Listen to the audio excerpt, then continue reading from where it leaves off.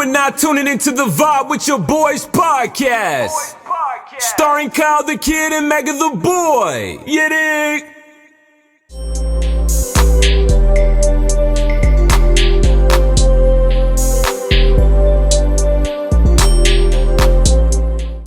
It's your boy Kyle the Kid and Mega the Boy, and welcome to another episode of Vibe with Your Boys podcast. Yes, sir. How you living, Mega? How you feeling? Heating 6. Heating 6? Oh, crap. You know what I just thought about? Oh, fuck, nigga made me change my prediction, You've been saying man. Heat in 5 like the last 5 episodes, and now you can't even say that shit no more. Man. I thought the Heat was gonna sweep the Sixers, bro. I thought that if Joel Embiid didn't come back. Yeah, if he ain't come back. Yeah, for sure. But it's what it is. If y'all haven't already noticed, man, we got somebody who's tearing up the comedy scene down here in South Florida. Miami got jokes. Yo, what's good? What's good? It's your boy Miami got jokes, man. Mr. Stop right there, homie, man. I'm here with Vibe with your I'm here with Vibe with Your Boys podcast, man. Let's do it, man. Yes, sir. For sure. Bro. Do cause honestly, like you're still coming up and everything. For sure. A lot of stuff is new to you, but like, does it weird you right when people be like, bro, you're funny as fuck? Like I'm thinking about some of the shit that you've done, and that shit just fucking funny as fuck. Yeah, you know what's still weird to me that I'm still getting used to, like, because you know I still work. You know what I'm saying? I still go to work. You know what I'm saying? Work 8 hours, 16 hours. So let's say like I'm in my work uniform, I'm going out to get lunch. And they be like, "Oh my God, you Miami got jokes, man. Can I get a picture with you?" This and that. I'm like, "Hey, your work uniform." And I'm like, "What?" I'm like, "Bro, like, dude, you know what I'm saying?" But I appreciate it, man. It means a lot. You know what I'm saying? That's what keeps me going hard. You feel me? But it's still kind of weird to me because I don't know how to act to it. You feel what I'm saying? Still adjusted. Yeah. Got you. Well, keep doing your thing for sure, man. Now let's kind of find out the origin. So you from North Miami? Yeah, North Miami, man. East side. Not like the gang banging shit, but I was, you know what I'm saying? I was raised on 6th Ave, North Miami. You feel what I'm saying? Yeah. All right, so that's more like the cool side. Like, it ain't too much. Yeah, for sure. The cool side. Yeah, we'll say that. Like, you know, it ain't the yeah, I get what you're saying, bro. Yeah. We ain't gonna get shot for this, bro. Like, okay. No, I'm saying because I ain't want to downplay like wherever you from. That's what I'm saying it like that. No, I get what you're saying. I got you. So, but you're Zoe. Yeah, I'm Haitian, so full blown Haitian. You was born here or over there? I was born in Miami, but I went to school in Haiti. Oh shit! Oh, they sent you back. Yeah, they sent me back. I ain't gonna lie. When I was a kid, I was doing bad shit. I'm about to say that you the bad ass. You know what I'm saying? So they sent me to school in Haiti for like 3-4 years, bro. And that shit was, I ain't gonna lie, that shit was an experience. But after like the first year, it's like when they send you there for a punishment, the first year it feels like a punishment. After you get that first year, it's like you're fucking used to it, bro. Yeah. So now what year to what year? Like what age? I went there when I was like, I think 12. I came back when I was like 15 or something like that. Oh, like, teenage years. They sent you there when you was 12. You was bad as fuck. Yeah, I was bad. I was bad as hell. I was crying on the airport and shit like that, man. Man, it was sad, bro. But you know, I made it out. You got siblings in Haiti? Well, like when you were here, like you were the only child here. My mom is here. My sister is here.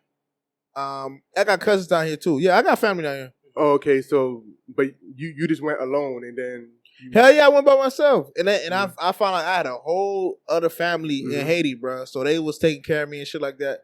But it was brutal at first, bro, because like we didn't have like lights and shit. You couldn't go outside and play at a certain time. You feel what I'm saying? We had to walk everywhere we went. We had to walk, bro. You feel what I'm saying? Wasn't no like car or no nothing like that. So.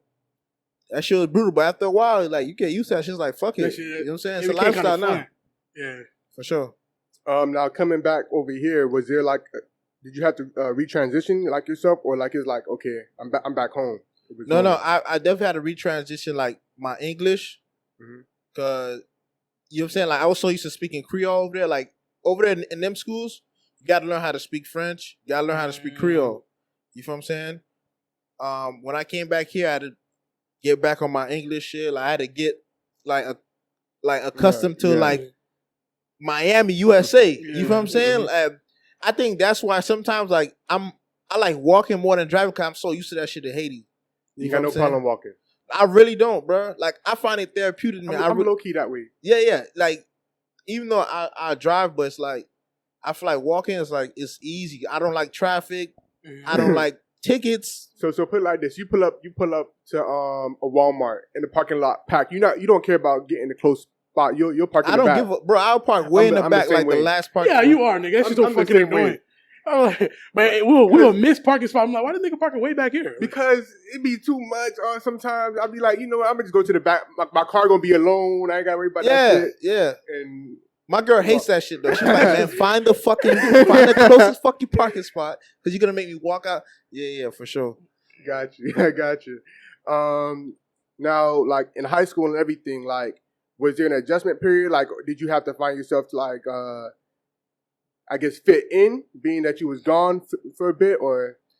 Damn, nigga, I was in Haiti for like 20 years. Nigga. You did say, but nigga said, well, are you? I mean, you have to 12 to 16, that's your middle school? That's part of important years. That's part of your high school? Like, middle school is where you get molded as a kid, like. But, I was cool though. Like, after a while, like, it didn't really affect me like that. Once I got to high school, like, I was chill, bro. Like, I didn't really have I didn't really have a hard time, like, fitting in. You know what I'm saying? I got used to it right then and there. Was you always like an entertainer? Like, was you like known for like class comedian type shit, or just? Unfortunately, like I was, because I wasn't really getting pussy like that. Yeah. So you feel what I'm saying? So I always like had to be funny. You know what I'm saying? I had to be the nigga that had to be extra funny, bro. Did it work though? Yeah, it was working. You feel what I'm saying? Like, oh man, you look like Chris Rock, or you look like Eddie Murphy, this and that. You know what I'm saying? So whenever I like laugh them draws off. Yeah, for sure. Like whenever I get around the hoes, like I'll have to try to make them laugh. I'll have to be super funny. I to get their attention. Yeah, cause I ain't really have money like that. So yeah, for sure. Now, some guys when they get around like women and they go through that, like they're not used to getting them, they try to be too funny. Or did it just come natural to you? Like you never really had to try too hard. You know, sometimes they come off as corny. You know, one thing I realized, like, as I got older, I started to realize, like, just be yourself, bro. Like, I'm not gonna lie. At one point, I was trying to be too overly funny, like, be too overly compensated to, like, try to impress the chick. But as I got older and older, I was like, bro, it's like, just be yourself. You feel what I'm saying? There's pussy that's gonna come to you. You feel what I'm saying? You ain't gotta do too much to get it. You feel what I'm saying? So, yeah, bro. I started being myself, bro. I didn't really have to be too much, you know what I'm saying, over the top. Cause they can tell, like, bitches can tell, like, this nigga's trying too hard type shit. You feel what I'm saying? And when you try too hard, that's when they got you. Out of there. You out of there.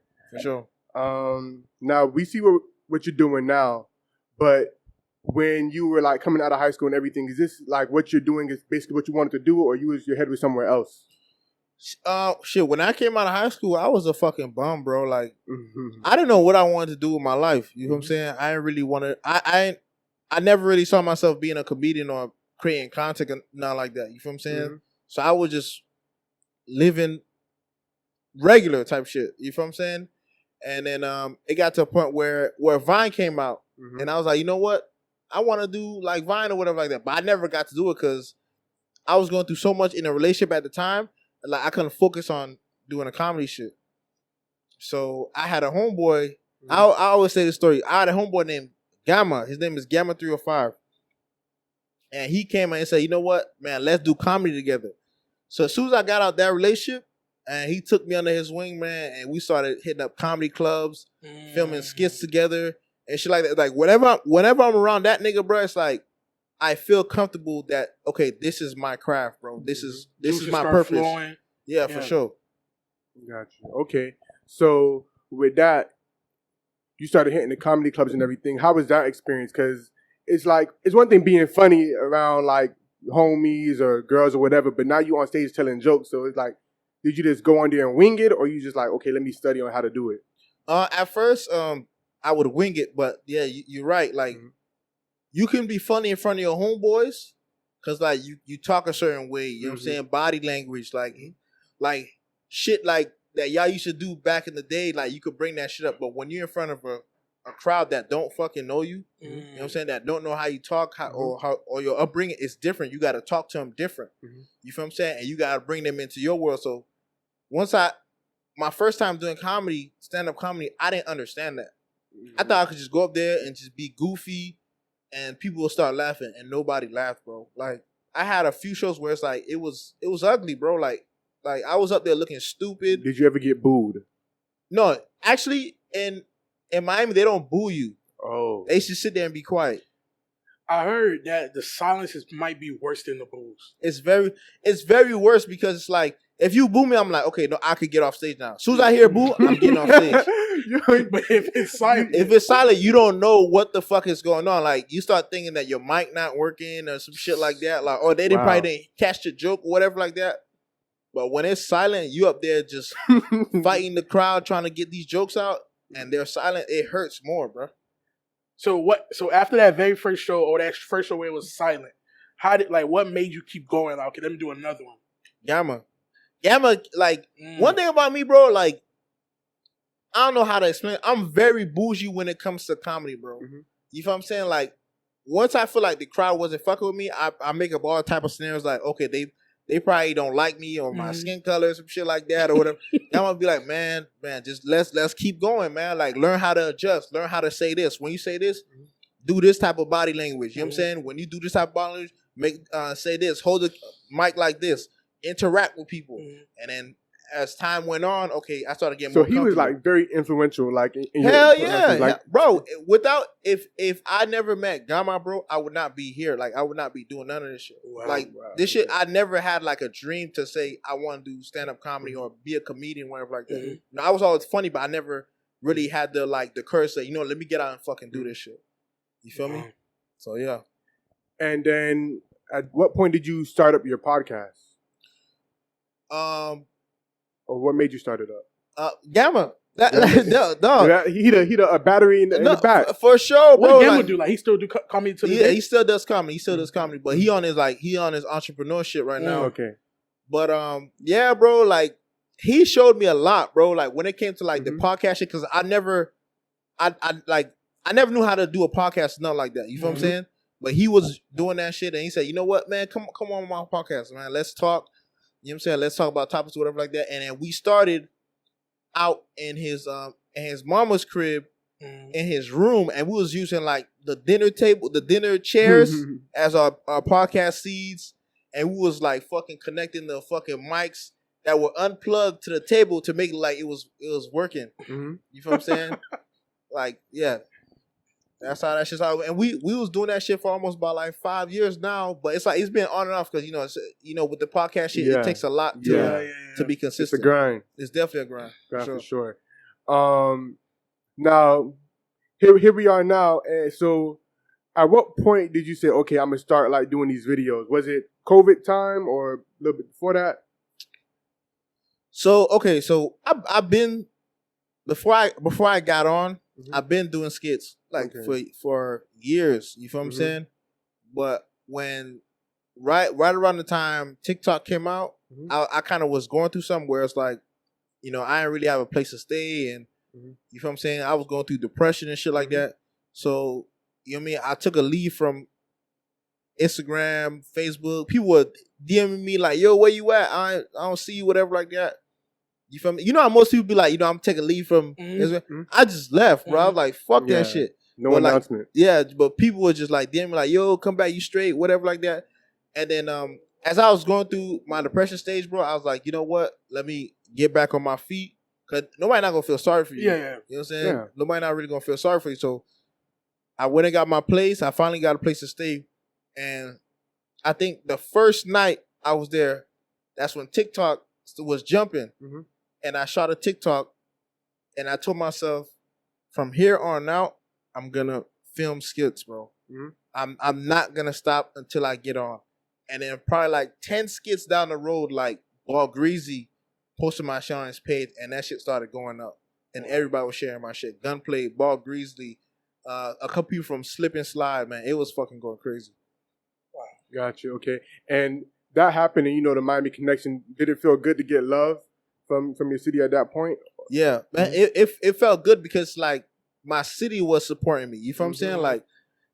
Like the people I was doing it for, the crowd I was doing it for, that's who was fucking with it. You feel what I'm saying? It wasn't no motherfucker from New York or, you know what I'm saying, no Atlanta. It's like the people from Miami, that's who was fucking with it. And that's what really made me proud the most. You feel what I'm saying? Because I always say this, like, some people, when they find their niche, sometimes it don't really be them. You know what I'm saying? My niche is I can be that person that's from Miami. You know, this how no Miami niggas talk. This how no Miami niggas act type shit. And I'm always thankful for that. Like, I'm always thankful for my fathers to let me be me. You feel me? Gotcha. So, yeah. So wait right there, homie. When was that created? When was that? Bro, I'm not gonna lie to you, bro.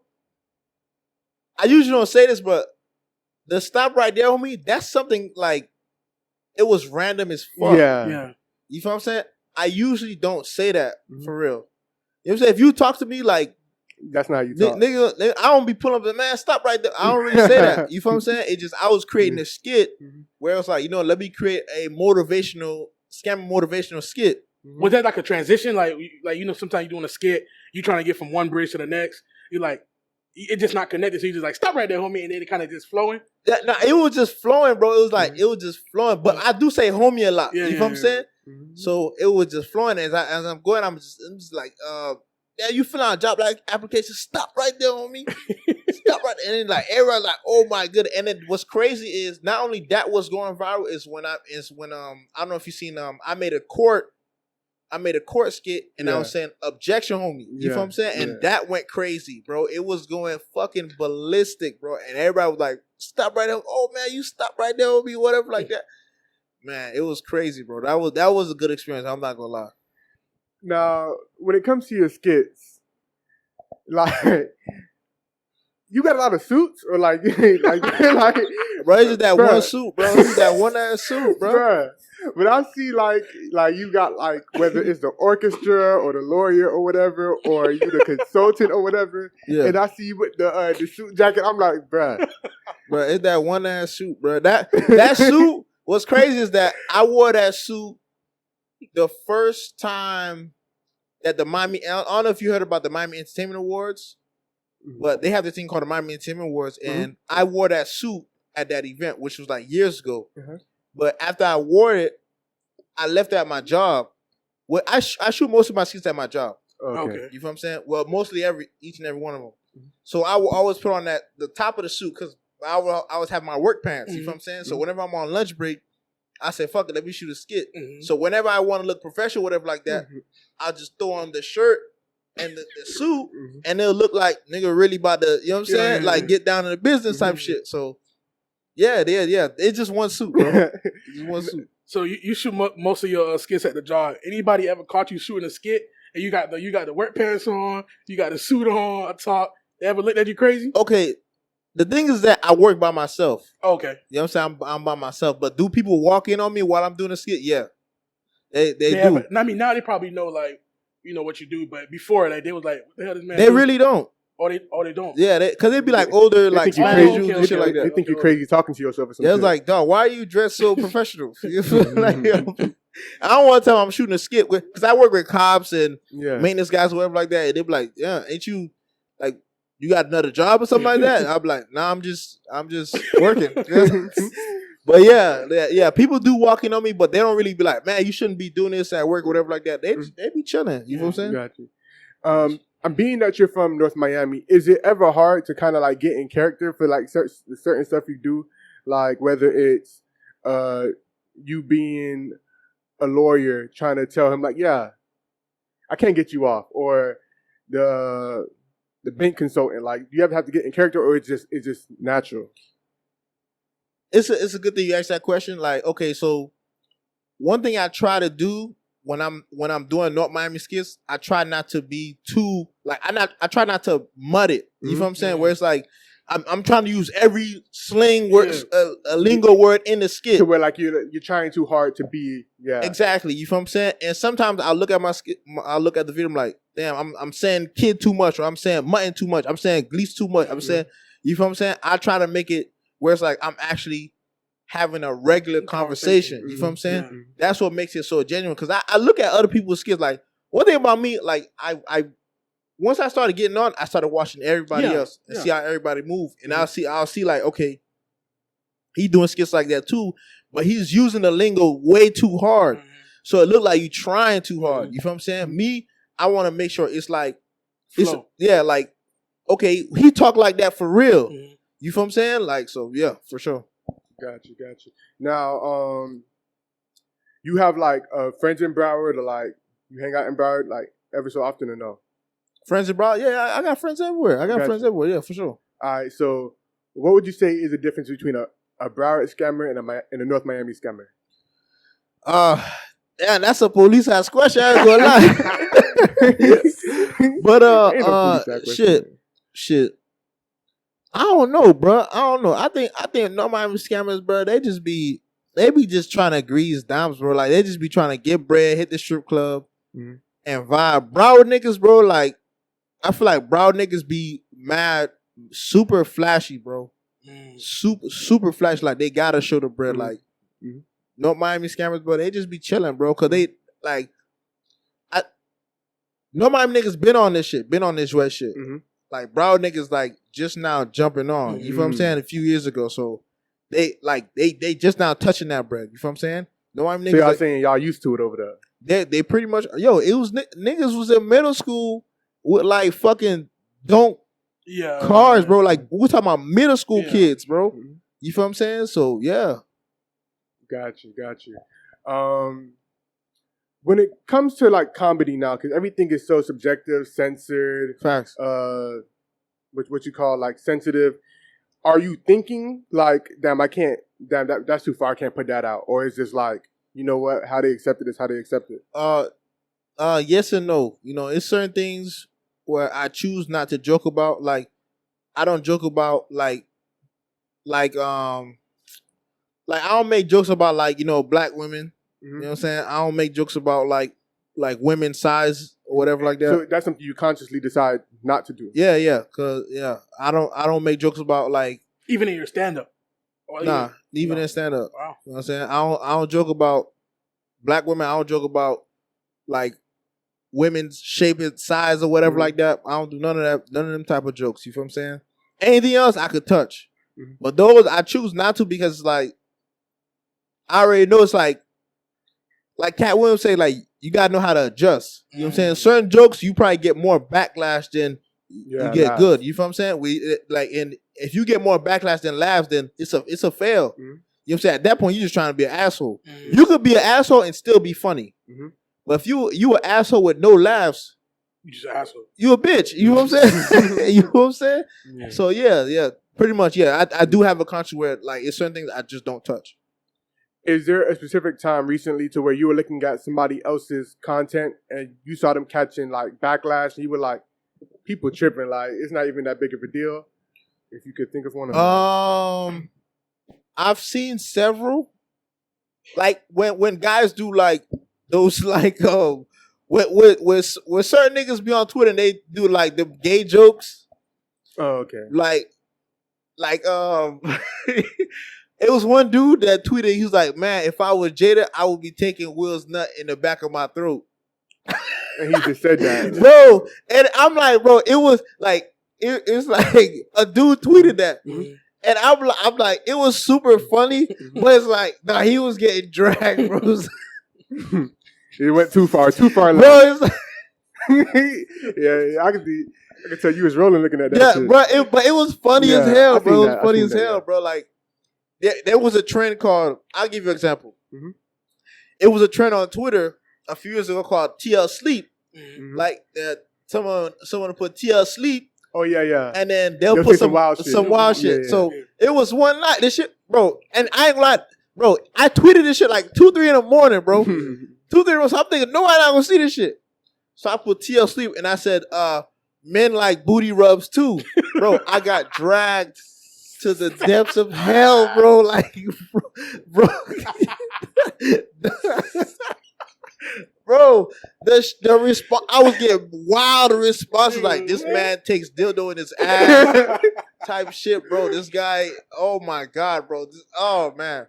I thought it would be funny. I was trying to joke, bro. And it's like, one thing I realized, like when I make gay jokes, cause I joke about anything. Yeah. But when I make gay jokes, like people take me serious. Yeah. Yeah. But when I make like scammer jokes, it's hilarious. Yeah. This guy, you're not a scammer for real, but that joke is hilarious. But when I make gay jokes, like, yeah, you suck dick for real. Is that annoying with you though? Because people don't know what to take serious and what not to take serious. To be honest, it used to be annoying, but I kind of like it. You feel what I'm saying? Because it's like it draws attention more. You feel what I'm saying? Like it used to like be like, damn, like people think I'm this, people think I'm that. But now it's like I don't give a fuck no more. Because like at the end of the day, like I still got you talking, I still got your attention. You know what I'm saying? And you know, even my manager be like, you do shit for attention. Like I ain't gonna lie, sometimes I do. Sometimes I do. So yeah, pretty much. Like right now, it's not annoying no more. I don't really care no more. Got you. That shit wild, ain't it? Yeah. Men like booty rubs too. It's true though, but like niggas don't want to admit it, bro. It's true. I don't know, man. That's wild. What you mean? Like, all right. I ain't gonna put you on too much blast, but the image, man, that like it's like nigga just turned his back. Remember, it was at one point men were afraid to admit like they wanted to be the little spoon. At one point, niggas was afraid. Now it's like it's okay now. Yeah, but that's a little different. I'm telling you, bro. When you meet the right woman, bro, you know what I'm saying? The comfort level. Yeah, it's just comfort, bro. Yeah, pretty much. Oh, that's crazy. Yeah, we're about to go. When that nigga, think about it. Are you worried about cancel culture at all? Like you said, like you're not so careful, but there's certain stuff you choose not to talk about. But like, especially with like Black Twitter and everything. That nigga think about that shit, bro. No, it's a funny ass imagery, bro. Like, does it make you think, bro? Like, hold on, like, is it gay for real? Like, nah. I mean, to each his own. Yeah, right. I wouldn't categorize that, you know, as gay. Yeah, like, for sure. You know what I'm saying? Me personally, I get like a little like jumpy with. Yeah. After a while, it's like, okay, I get it. The nerves are calm down. It's easy. It's smooth now. Like, oh, you know, that's just her. That's all it is, bro. All right, man. Let's Respect. move on. Okay. Respect. But yeah, are you worried about like cancel culture or anything like that? Not really, bro. Like I said, like I did a Trash Mag interview and like, oh, what do you think about cancel culture? I'm like, bro, it only lasts for like 2 weeks, bro. Yeah. You know, so after that, you come back even more on demon time. You like, think is it better to address what everybody's mad about or just ignore it and move on? Either one is fine, bro. Either one is fine. Like you can address it, but you got to be strategic with it. Like don't be just like, oh, like can't be combative. Yeah. One thing, like if people are trying to cancel you, always keep your composure. Because one thing I realized, like when people are trying to cancel you, whatever like that, and you show like you don't know what the fuck to do, like, oh, they got you now. Yeah. You know what I'm saying? But if people are trying to say, oh, you did this or whatever, keep your composure, man. If you're gonna address it, address it. If you're gonna ignore it, ignore that shit and just move on. You know what I'm saying? On to the next post, on to the next content, on to the next event. It's whatever. Because there's always gonna be people out there that's still gonna fuck with you. That's still gonna ride with you. You feel what I'm saying? It's as simple as that. So no, I'm really not afraid of that. One thing I noticed about that is like a lot of people, like even people that do skits, they'll put out a skit and it will get, you know, backlash, whatever the case may be. But they're so used to being in love and people, everybody joking and laughing at their skits. So once they get a little backlash, it's like, okay, wait, hold up, I'm not used to this. In reality, just let it blow by. Exactly. You know what I'm saying? A week go by, 2 weeks go by, like you said, it's gonna, people gonna forget. Not go back to demon time, like you said. Exactly, because it's so much where it's like you're not gonna always make everybody happy, bro. You know what I'm saying? Comedy is so subjective. Exactly. Nobody got a hot streak like that. Like, damn, this man can't do no wrong. No, you gonna fuck up, bro. You feel what I'm saying? It just, you're gonna learn from it, deal with it, and just move the fuck on. Simple as that. Top 5 comedians. Top 5 comedians? Like, New or old? Like, don't make it easier. Your top 5 back, 20 whatever years ago, and then comedians that you watching now that you like, okay, this is some of my favorite. Top 5 comedians like from back in the day. I would say I like Martin. Okay. I like Chris Rock. I love Bernie Mac, Dave Chappelle. Who else?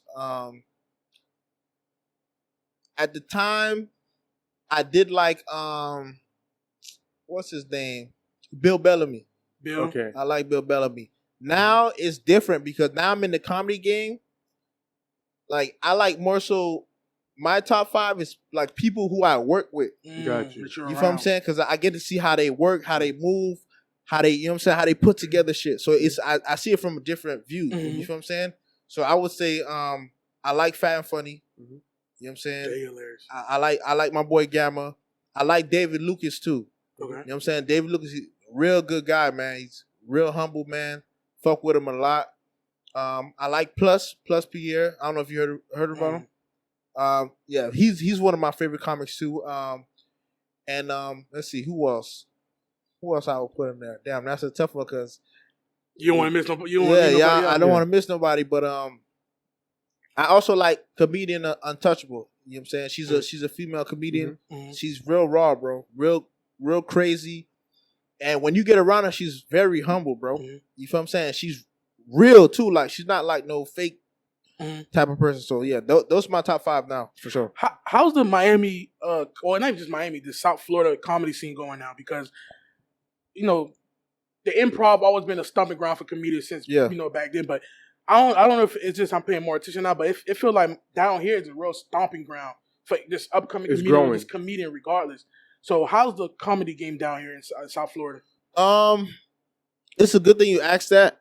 It's for people like influence, social media influence, it's easy. It's not that hard. But for real stand-up comics, it's a dogfight, bro. You know what I'm saying? It's a real dogfight because we don't have too many outlets for us to like go on stage and do our material and stuff like how LA has or New York, Chicago. You feel what I'm saying? Those other places. You feel what I'm saying? So it's like it's up and down. So that's where you got to do both. You got to be on stage and off stage. You feel what I'm saying? So you got to be like, what's that fucking word? You got to be fucking versatile. Yeah, for sure. So you got to be versatile. Gotcha. You ever consider going to like other cities? Because you make jokes. I mean, I never seen your live performance, but if you make jokes, like, is it geared just towards like Miami culture, or is it like something where if you could go to like a New York or a Philly or wherever else, Atlanta, and what it catch on? Audience don't have to know exactly what you're talking about, but does it transition? What's crazy is now that I got a lot of followers. Now when I have a comedy show, people want to come see me, right? But the crazy thing is like they be shocked because like the material I do that's right, on IG, it's not the same material I do on stage. Remember, I started out stand up, yeah. Then I transitioned to the IG. So it's like that. No, I'm still trying to work it in. I'm still trying to find a way. But yeah, my stand up comedy, it can translate anywhere. You know what I'm saying? But my IG comedy, it's still like in that Miami realm type shit. That's why I try to be different, where I try to like make skits where it's like I don't have to use that accent. You know what I'm saying? Or I talk about topics or whatever like that. So you know what I'm saying? So yeah, pretty much. Okay. We spoke to Rod Gliz.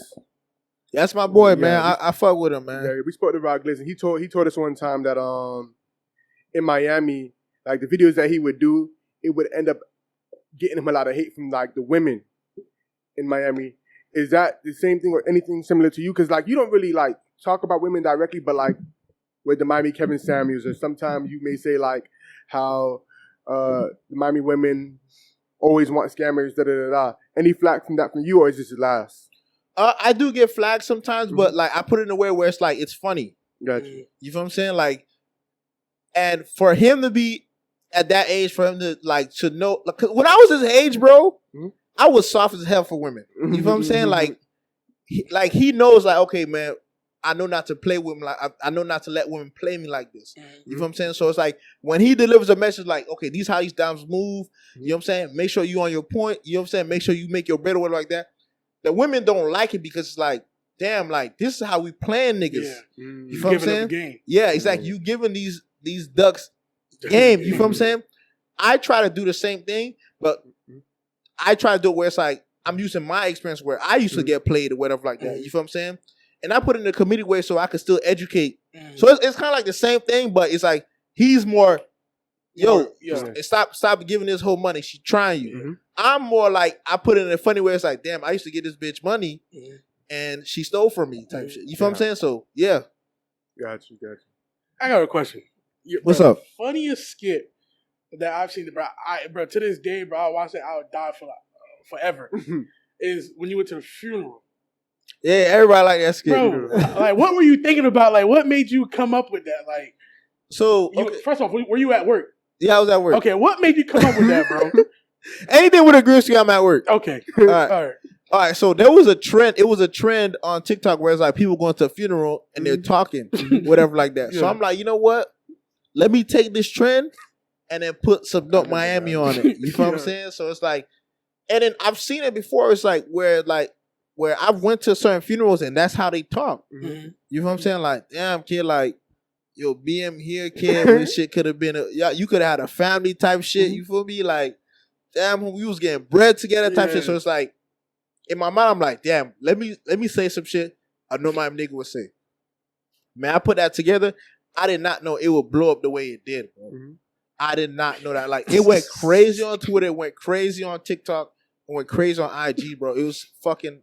When I seen it, I'm like, damn, this shit is funny as hell, bro. But it went fucking ballistic, bro. But I do like that skit, though. Nah, when you make those type of videos, it's kind of like almost the scammer guide on everything not to do.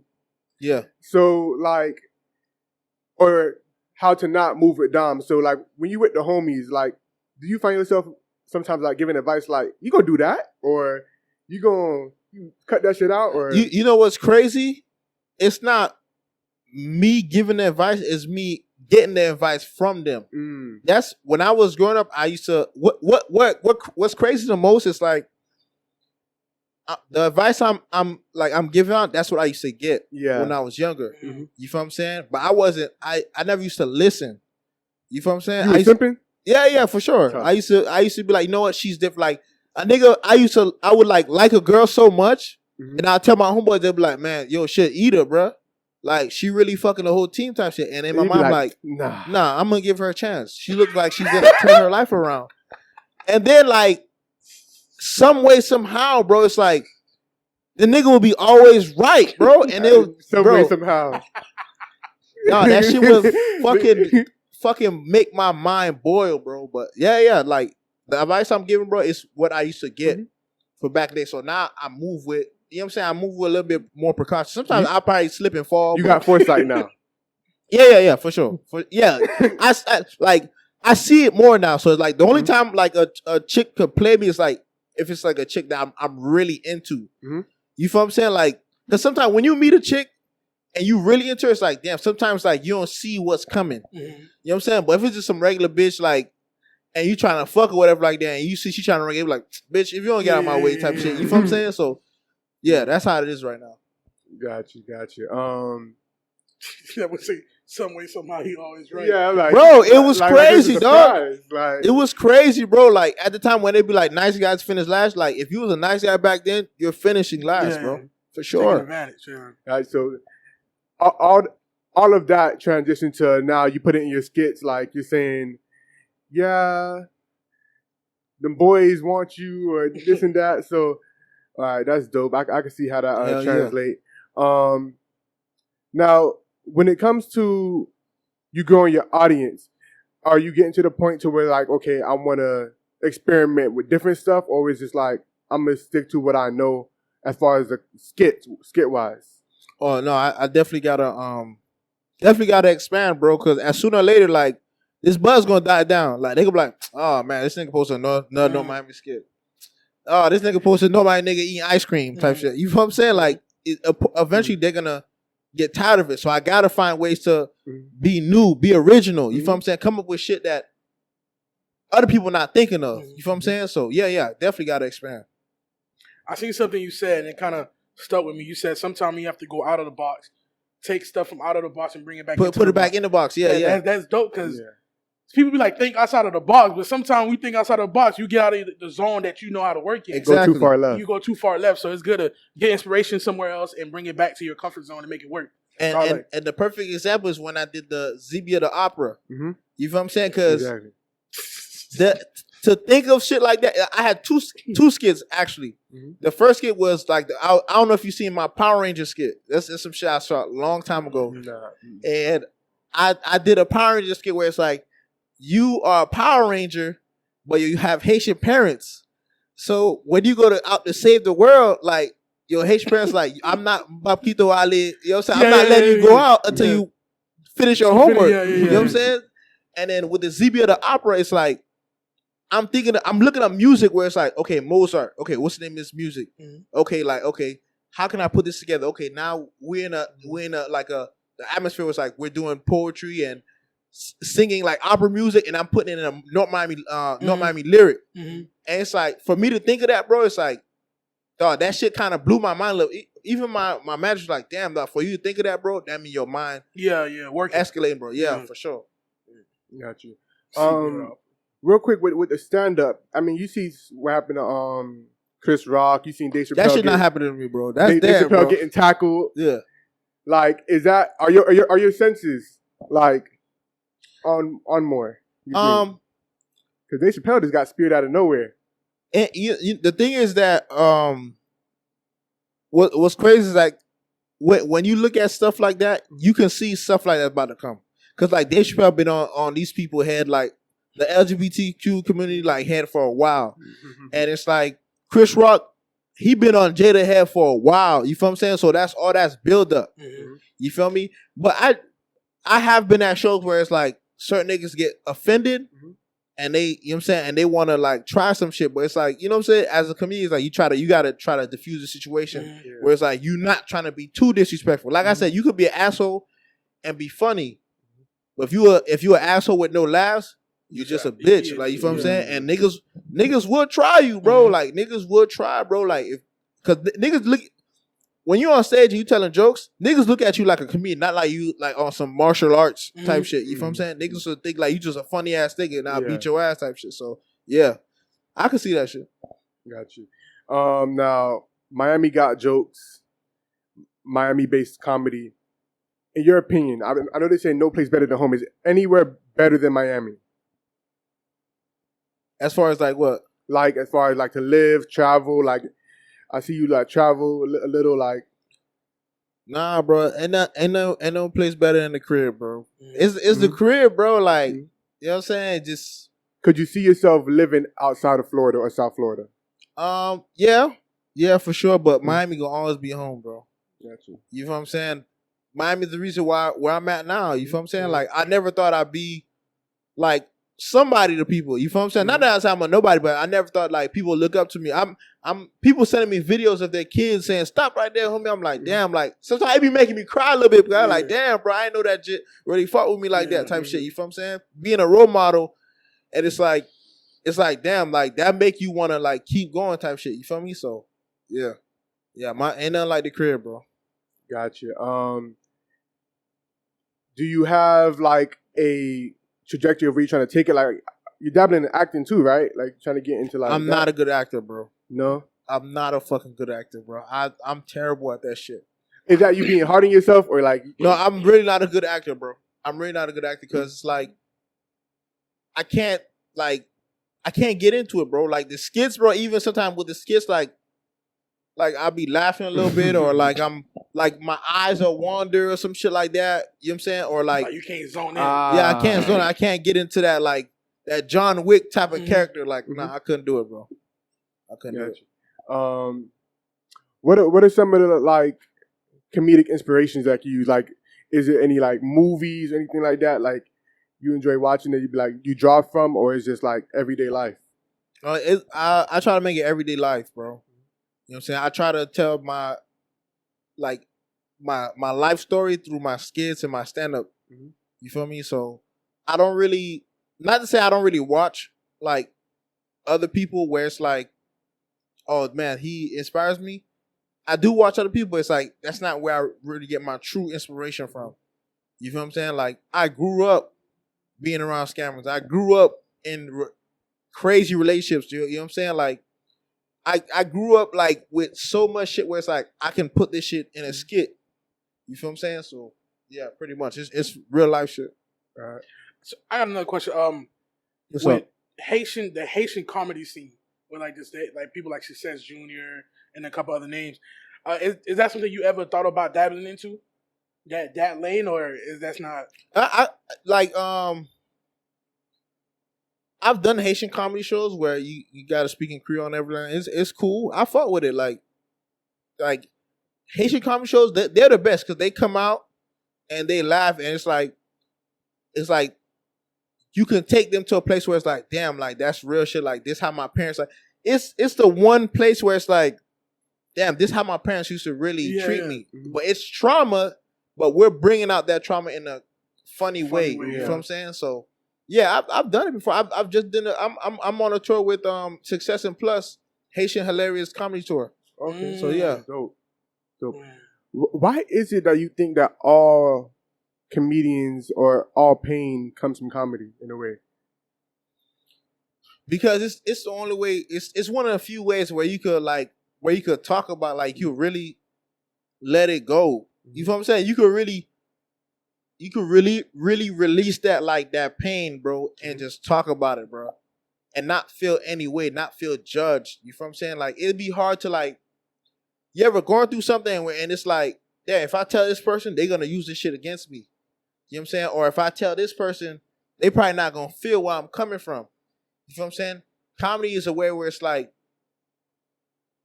if I'm letting this information out, I'm gonna let it out in a funny way where it's like, I can laugh at this shit now. You know what I'm saying? This shit don't hurt me no more. You can't use it against me. Exactly. You know what I'm saying? And that's where it comes from. Like, shit, like, you ask a nigga like, damn, a dumb ever, like, what's the most money you ever spent on some pussy? And they gonna be like, man, I ain't never spent no money on no pussy, man. What I look like to you? You ask a comedian, he be like, shit, like about 300 to 400, man. That bitch, I ain't see that bitch covered. You feel what I'm saying? Like, cause we know we can take our L's because we know, like, we've been through it, and we try to be relatable. So that's why it's so easy. Gotcha. You feel me? Yeah. Gotcha. Now you mentioned earlier about, like, advice the homies used to give you.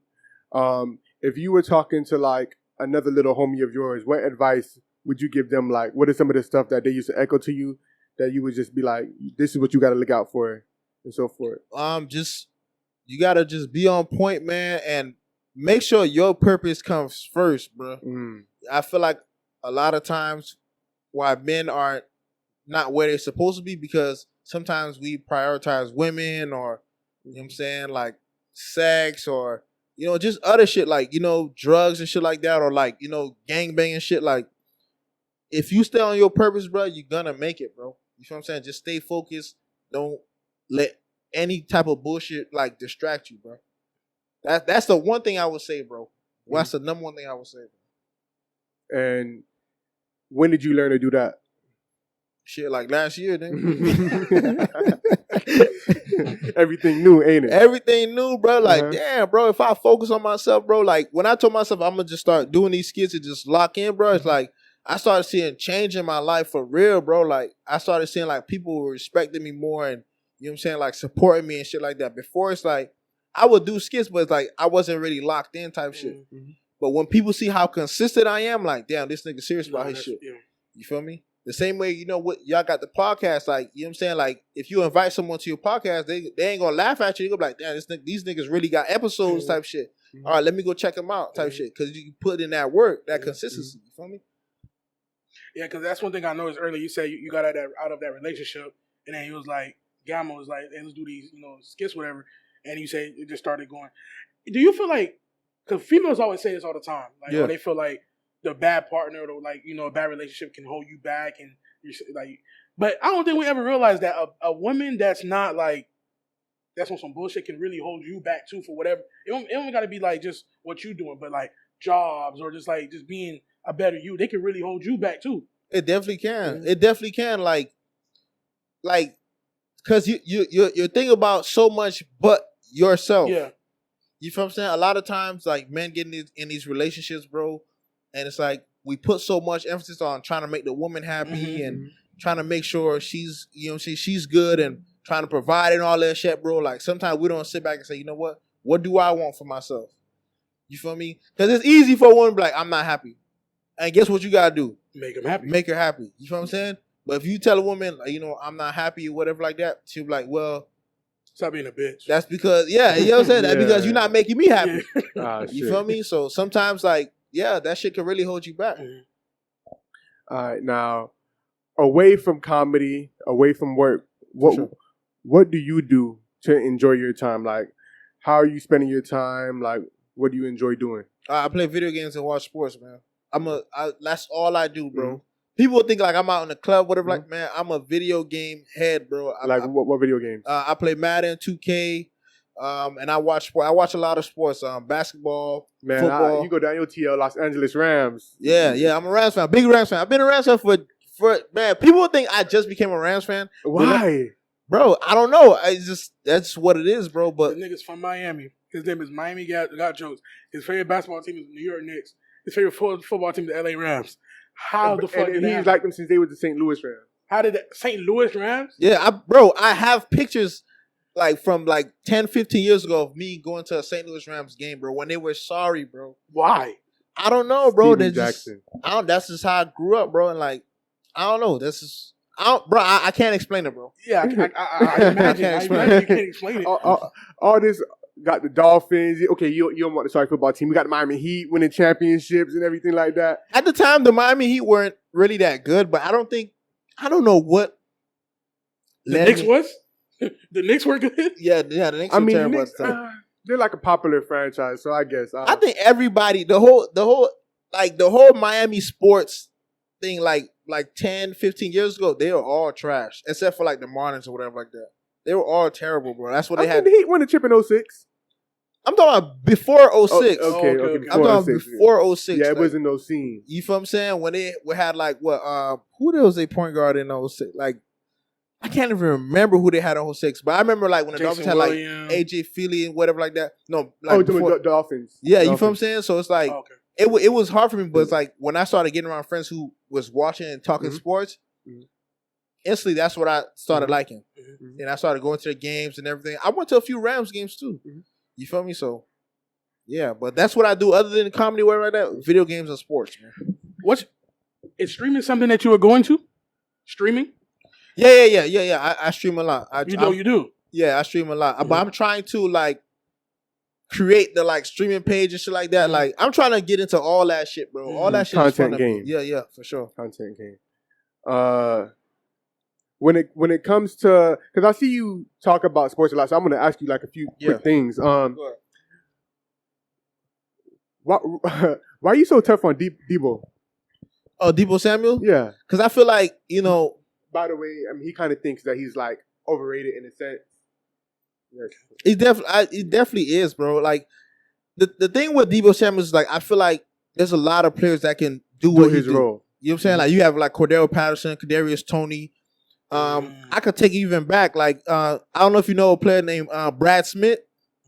Damn, yeah. Y'all don't watch sports like how I watch sports, man. Like okay, what? He's not in the league no more. No, he's not in the league no more. He used to play for the Jets, the Bills. He wasn't like a superstar, but it's like he's one of those dudes like that would run a wildcat, take kick returns back. Like he was. I think I remember him on the Jets when he played for the Jets. Yeah, you feel what I'm saying? Like Cordell Stewart, you remember Cordell Stewart? Cordell. Like he can, like those players can do that too. You know what I'm saying? There's nothing special about him. Like he doesn't like you when you watch like Stephon Diggs and you see him working DBs. Like you know what I'm saying? You seeing like DeAndre Hopkins like giving DBs work. You don't see that with Debo. It's just off of speed. Yeah, it's just like, you know what I'm saying, give him the ball behind line of scrimmage and let him turn, which is good, but it's like, I don't see how he deserves like top wide receiver money. Because you can't really like depend on him to be your number one guy. You can't. Yeah. Why you think he was the only one that didn't get traded? Look how fast every other receiver got traded. Tyreek Hill. Come on. I mean, to be fair, he started making noise after all them boys made noise. Right, but it's like if you're it, but like even okay. But him and AJ Brown was making noise around the same time. Exactly. AJ Brown got traded for a first. Hollywood Brown got traded for a first. Yeah. So why didn't the Jets give up a first for Deebo Samuel? You feel what I'm saying? Like Tyreek Hill got traded. Who else got traded? Shit, who didn't? Devontae Adams. Devontae Adams. Yeah. These are elite receivers, bro. Especially if you like the Jets who's trying to figure out your situation. You want somebody that you know your quarterback. Hey, this is my go-to. That's guy. already established. But they know, like, if he goes from like an offense where it's like he's getting the ball behind line scrimmage, got to play running back, and it's like you go to another office where you have to play wide receiver, like a line up where the number one corner is guarding you. According to him, that's kind of where he wants to be used more, like not just as like too much as a dual threat. He wants to be used more as a wide receiver, because I guess in his mind, like anytime in the NFL where they be like, oh, you're not really this, but you do some of this, they try to minimize how much you can get paid. Right. So he's like, nah, I'm a wide receiver. I'm a wide receiver money. So what Tyreek Hill got like $28 million. If you were a general manager, how much would you offer him a year? What, Deebo Samuel? Mm-hmm. Something around like probably like 20, like probably like 19 to 22 million. Okay. I thought you were going to say something crazy like 15 million or some shit. Because AJ got around that. AJ got 25. AJ got 25? 25. Yeah. They all got 25. Oh, no. They was offering him like around that price, around that. That's what they're giving him now. He don't want that. He wants to be the highest paid. That's the problem. Like, I'm not saying he doesn't deserve to get paid. Here's the thing, though, right? And we look at a lot of it with quarterbacks. Oh, why is this quarterback getting so much money? And you look at the market, the quarterback next to him is getting 50 million guaranteed, 60 million guaranteed. So, I mean, hey, Kyler Murray may deserve 55 million, even though he's not elite yet. But by the time his contract is done, people are going to be getting 80 and 90 million. So I guess it's kind of one of those things like you foresee the market. And you know, NFL players, they got a short shelf life. Right. But you see, with the Kyler Murray thing, like, Kyler Murray is a dynamic player. So when his contract is up, they're going to pay him with no question. No question? Without a question, without a doubt. They got a little, apparently, trouble with the vision being short and stuff like that. Right. But he's one of those quarterbacks, like, just think about it. You think Arizona really going to try to trade Kyler Murray? I mean, there was rumblings, but they have no choice. People didn't think Russell Wilson was going anywhere. The reason why is because that team is getting old. It's older, yeah. Like the Seahawks are in a rebuild mode. Yeah. Arizona's in a win now mode. Yeah. You know what I'm saying? Mm-hmm. So it's like for them to trade Arizona would be for them to trade Kyler Murray would be stupid. Mm-hmm. The thing with Deebo Samuel is just like, okay, if I trade you, it's like what they wanted for him, nobody was willing to pay that. Mm-hmm. You know what I'm saying? I gotta give you asking for a first and and I gotta pay him over 25 million. Hell no, you can keep that. Mm-hmm. That's why he's still on the team now. Got you. Which proves my point. Like, he's not a special player, bro. All right. Two last questions before we end off. Yeah. Now, with all this football knowledge you got, how my Fins looking? What you think? The Dolphins have a great defense, bro. They have a great defense. I don't know how they're gonna play under this new coach. What is it, Mike McDaniel? Mike McDaniel, yeah. But it's Tua, bro. He's the key. Yeah, it's Tua, bro. Tua got to play better, man. Like I've never it's like you see how with Deebo it's like I've never had a game where I've seen Tua where it's like he's lighting the defense up. Yeah. Like 300 yards, 4 touchdowns, easy. He's never had a game like that. He gotta play like that, bro. Next year, bro. It's no excuses, man. This man has 2 of the fastest receivers. It's in the league. It's a prove it year. Like, it's either you get it. You get it done or bust. Not even Super Bowl, but we got to be something in that conversation. Yeah, you ain't got to win Super Bowl. It's like at least playoffs, bro. You got to take these because they have a defense, bro. But it's the first time in a while where we have our defense is matching up with our offense. Because we usually have good defenses in Miami. Like, it's the other side of the ball that, Right. It got to be playoffs. The Dolphins have to make playoffs. Mm-hmm. And Tua cannot be struck. It can't, like, I went to the game where the Rams played the Dolphins. Of course. Mm-hmm. And Tua threw for, 180 something with, 2 touchdowns. But, the way he got his yards was like, God damn. Dip and dunk. Bro. I mean, that was the offensive scheme. Yeah. You feel what I'm saying? So, bro, it's all on Tua, bro. Which I understood last year because he was hurt and all this extra stuff. I don't want to hear that this year. Nah, he got to stay healthy, bro. He got to stay healthy and got to be a leader for that team for sure. Lastly, You think your Rams got what it takes to repeat? Hell yeah, bro. Hell yeah. But we have all our players back. Were you excited about Matthew Stafford when he first came to the team? Yes, I was. You thought he was like that? Yes, he's been like that. Okay. He's been like that since Detroit days. The thing is that he's on such a sorry team. Yeah. Like, look at the playoff games that he played in. Like, when he played versus the Saints, that man was going touchdown for, like, he scored 40 points. Yeah, Matthew Stafford has like 5,000 yards one season. Like he was a gunslinger. That man had 40 points, but the defense gave up like 46. Mm-hmm. How you want that man to be great? You know what I'm saying? It's hard. I'm gonna be honest. Even though I knew his numbers when he first came, I'm like, I don't think there's too much of a difference between him and Jared Goff. As far as, what it's going to amount to win-wise. Of course, I know he has better arm strength. He's a better QB, but I didn't see that difference being that drastic. Now, do you foresee anything similar with the Colts now that they got Matt Ryan and the team that they're building around him? Do you think that they're on that same type of trajectory? Yeah, because the Colts got a running game and they got to have an offensive line. Like, the Colts have a really good team. Mm-hmm. They just really didn't have that quarterback. You see what Phillip Rivers did with them that one year. He took their ass to the playoffs. Mm-hmm. You feel what I'm saying? Like, Matt Ryan is just a good QB. Can he stay healthy? We don't know yet. I mean, he's a bit older. You feel what I'm saying? Yeah. He's a little bit older. He's a little bit older, a little bit rusty, but it's like, I feel like they can make some, and they're in a weak fucking division, bro. Mm-hmm. Texans, Titans.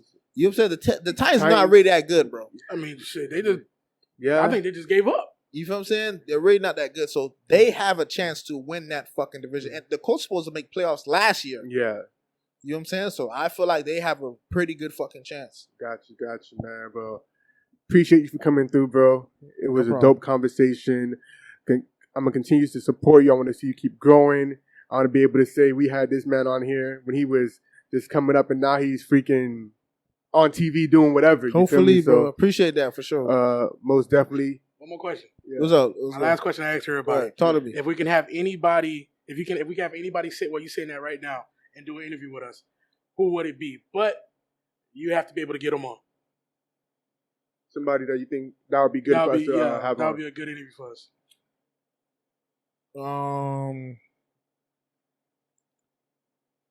It's two people. I would say Plus is a pretty good interviewer. Mm-hmm. Plus Daddy's a pretty good interviewer. And I would say Gamma. You gotta have Gamma on here. I ain't gonna lie. The whole time you talking, I was very interested. Gotta have Gamma on here, man. He's very the nigga energetic, bro.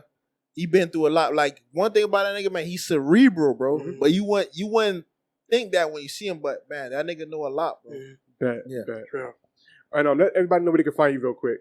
All right, you can find me on OnlyFans at I'm playing with you, man. Find me on IG, Miamigotjokes, Twitter, down here Miami, and I forgot what's my fucking TikTok shit. Find me on TikTok, Miamigotjokes as well, man. Shout out to Vibe with the Boys podcast, man. It's been a pleasure, man. You already know. Stop right there, homie. Hey, his OnlyFans is Man Like Butt Rush. Man Like Butt Rush. It's Kyle the Kid, Mega the Boy, Vibe with your boys. Make sure you like, comment, and subscribe. Yes, sir. And we out. Yeah, did.